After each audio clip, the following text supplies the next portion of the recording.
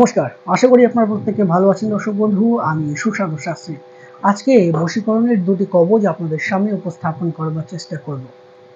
যদি প্রয়োজন মনে করেন সঠিক নিয়মে ভিডিওটি সম্পূর্ণ দেখে আপনি এই কাজটি অতি অবশ্যই করতে পারেন। এতে করে দেখবেন দুজনের মধ্যে যদি কোনো সমস্যা এসে থাকে তাহলে সেই সমস্যা থেকে অচিরেই আপনি কিন্তু বেরিয়ে আসতে পারবেন।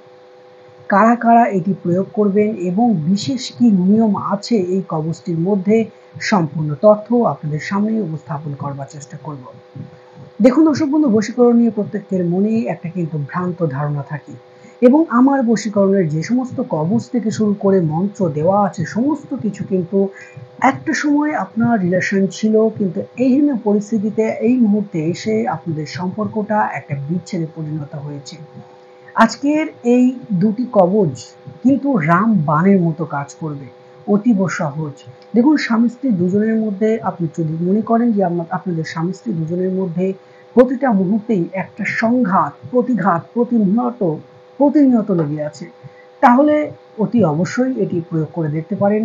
আশাতীত সফলতা অতি অবশ্যই আপনি কিন্তু পাবেন। তাছাড়া কোনো জাতক বা জাতিকাদের মধ্যে প্রেম বা ভালোবাসার মধ্যে আপনি যদি দেখে থাকেন যে কোনো একটি সময়ে আপনাদের সম্পর্কটা ভালো ছিল, কিন্তু এহেন পরিস্থিতিতেই আপনাদের সম্পর্কটা আজ ভাঙতে বসেছে বা দুজনের মধ্যে একটা ডিটাচমেন্টের একটা জায়গা চলে আসছে, এহেন পরিস্থিতিতেই আজকে এই দুটি কবচ আপনারা কিন্তু প্রয়োগ করতে পারেন।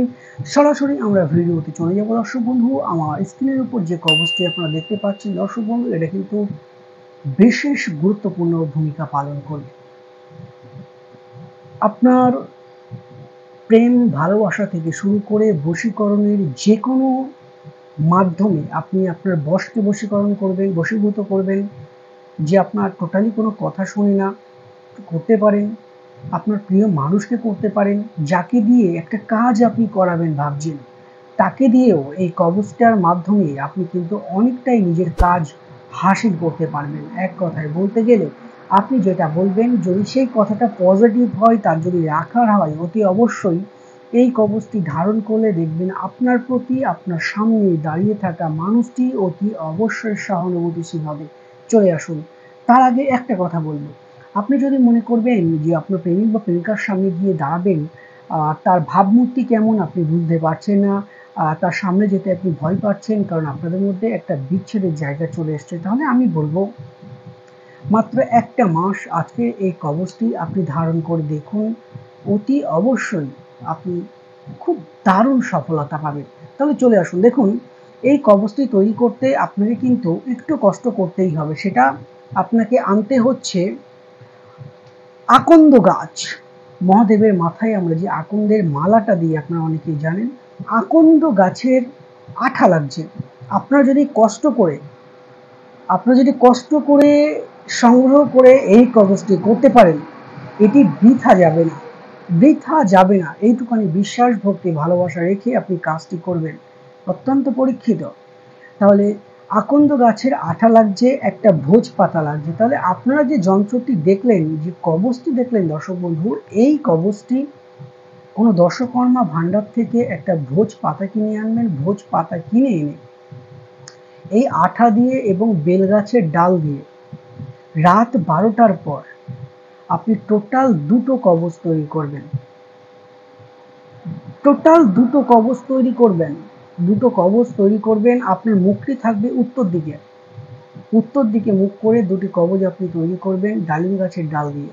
করার পরে আপনি যেটা করুন, গাছের ডাল দিয়ে দুটো কবচ আপনি তৈরি করবেন। তৈরি করবার পর আপনার সেই প্রিয় মানুষের বাড়িতে একটা ফেলবার চেষ্টা করলে হবে না, আপনার সেই মানুষের বাড়িতে একটা ফেলতে হবে। আপনি যাকে বশীভূত করতে চান তার বাড়িতে হোক, তার অফিসে হোক, যেখানে সে প্রতিনিয়ত একটা টাইম সে থাকে, একটা টাইম সে দীর্ঘক্ষণ একটা জায়গায় থাকবে, সেরকম একটা জায়গায় আপনাকে কিন্তু রাখতে হবে। আর একটা কবচ ছেলে হলে ডান হাতে, মেয়ে হলে বাঁ হাতে আপনি কিন্তু ধারণ করতে হবে। তারপর এই যে কবচটি আপনারা দেখলেন দর্শক বন্ধু, এই কবচের পেছনে অতি অবশ্যই আপনার নামটা লিখবেন আগে। আপনি যদি ছেলে হয়ে থাকেন আপনার নাম আগে, তারপরে আপনার বাবার নাম। যদি আপনি মেয়ে হয়ে থাকেন প্রথমে, তাহলে আপনার প্রিয় মানুষের যাই হোক, মেয়ে হলে মায়ের নাম, ছেলে হলে বাবার নাম। যারা ভিডিওটি দেখেন তারা জানেন। তো এইভাবে আপনি নাম লিখলেন, নাম লিখে একটা নিজে ধারণ করবেন, হাতেও ধারণ করতে পারেন, কোমরেও ধারণ করতে পারেন, গলাতেও ধারণ করতে পারেন। দুটো কবচ, একটা তার বাড়িতে, আর একটা আপনি নিজে ধারণ করুন। দেখুন, এতে করে 1 মাসের মধ্যে আপনি পজিটিভ রেজাল্ট অতি অবশ্যই পাবেন। আমার দীর্ঘ বিশ্বাস থেকে বলছি, আপনারা প্রয়োগ করুন, আশাতীত ফল পাবেন। চলে আসুন আমরা 2 নম্বর যে কবচটিতে চলে যাব। দর্শক বন্ধু, আমার স্ক্রিনের উপর যে কবচটি আপনারা দেখতে পাচ্ছেন, এটা কিন্তু অতীব সহজ। হিন্দু মুসলিম প্রত্যেককেই কিন্তু এটি প্রয়োগ করতে পারবেন। কিন্তু এইটি প্রয়োগ করতে গেলে কবচটি আপনি আরেকবার দেখুন। দর্শক বন্ধু, এই যে কবচ, চারি সাইডে দক্ষিণাকালী, দক্ষিণাকালী, আমি এটা দিইনি, আপনারা লিখে নেবেন দক্ষিণাকালী, দক্ষিণাকালী, দক্ষিণাকালী। তারপরে লিখবেন শ্মশানকালী, শ্মশানকালী, শ্মশানকালী। 4 কোণায় 4টে, বক্সের উপর 4 কোণায় 4টে আপনি লিখবেন। আর তার নিচে একদম নিচে লিখে দেবেন দোহাই কালী, দোহাই কালী, দোহাই কালী। এইভাবে আপনি কবচটি লিখবেন। কি দিয়ে লিখবেন? যে কোনো কালী পুজোয় ব্যবহৃত আলতা এবং সিঁদুর দিয়ে আপনাকে মোট 3টি কবচ তৈরি করতে হচ্ছে। ভোজ পাতার উপর ডালিম গাছের ডাল দিয়ে, একটা ডালিম গাছ থেকে ডাল আপনারা নিয়ে আসবেন, নিয়ে আসার পরে ভালো করে ছুচলো করে নেবেন, করে নিয়ে ডালিম গাছের ডাল দিয়ে যে কবচটি আপনারা দেখলেন, এই কবচটি সুন্দরভাবে রাত 12টার সময় বসবেন, পরিষ্কার পরিচ্ছন্নভাবে 3টি ধূপকাঠি ধরাবেন, 3টি মোমবাতি ধরাবেন, একদম আসনের উপর বসবেন, যে আসন কেনা নয়, হাত দিয়ে বোনা হয়েছে। হয় হাতে বোনা আসনের উপর বসে করবেন, খাটের উপর বসবেন না, চৌকির উপর বসবেন না, কিছুর উপর বসবেন না। হাতে বোনা, এটা হিন্দু মুসলিম মিশ্রিত। হাতে বোনা আসনে আপনি বসতে পারেন। তাছাড়া কুশের আসন, অর্থাৎ কুশ গাছ আপনারা যে দেখেছেন, কুশ গাছ নিচে বিছিয়ে তার উপর মাটিতে কিন্তু বসে লেখা যাবে না,